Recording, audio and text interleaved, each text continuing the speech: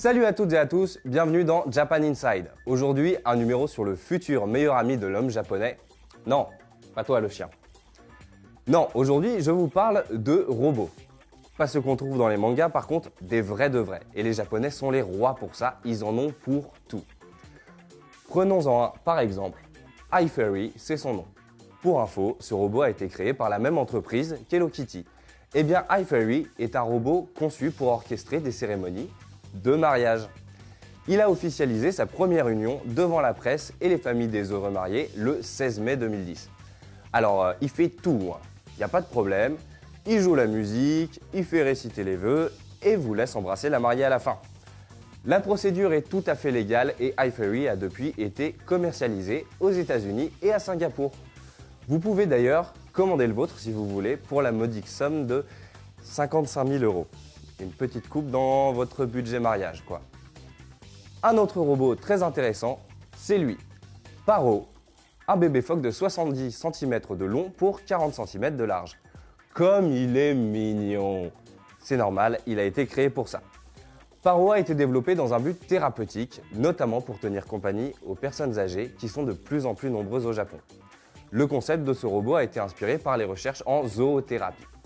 Le principe est simple. Pour des personnes victimes de traumatismes ou ayant des difficultés à communiquer, la présence d'un animal est réconfortante puisqu'ils peuvent exprimer de l'affection sans avoir recours à la parole. De plus, il a été prouvé qu'un thérapeute accompagné d'un animal était beaucoup moins effrayant pour les patients. D'où l'invention de Paro. Il réagit aux caresses, au son, à la température et se comporte comme le plus adorable des compagnons en peluche. En plus, il est très doux. Enfin, pour finir, je vous présente un robot pas comme les autres.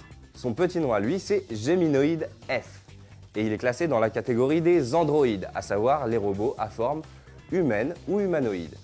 Geminoid F est le troisième robot de sa catégorie. Le modèle à partir duquel il a été créé est une jeune femme japonaise.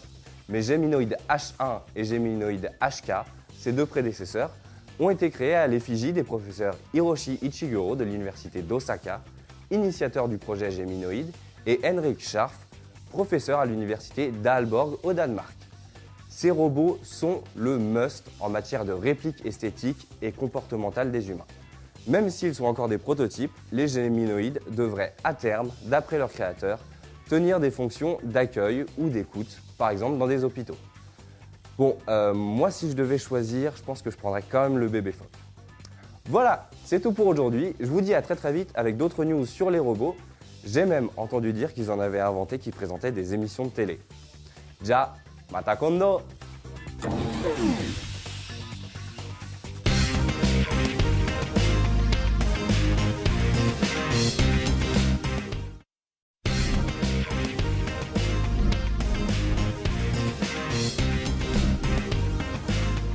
Salut à toutes et à tous, bienvenue dans Japan Inside. Aujourd'hui, un numéro sur le futur meilleur ami de l'homme japonais.